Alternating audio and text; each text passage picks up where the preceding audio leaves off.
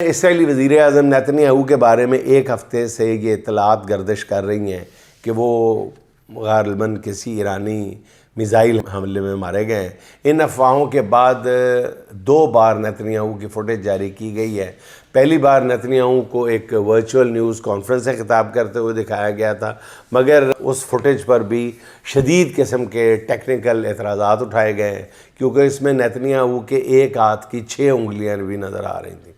अब नेतन्याहू की एक कॉफ़ी शॉप में कॉफ़ी पीने की फुटेज जारी की गई है।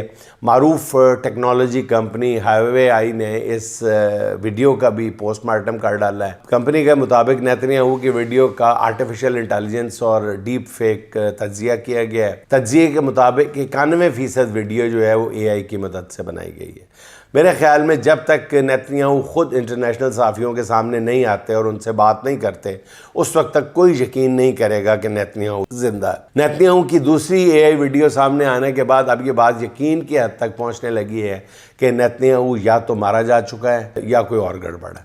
अलबत्ता पासदारान इनकलाब ने नेतन्याहू की नई वीडियो सामने आने पे कहा है कि अगर नेतन्याहू अब तक ज़िंदा है तो हम उसका ताक़ुब करेंगे और उसको ढूंढ कर कत्ल करेंगे।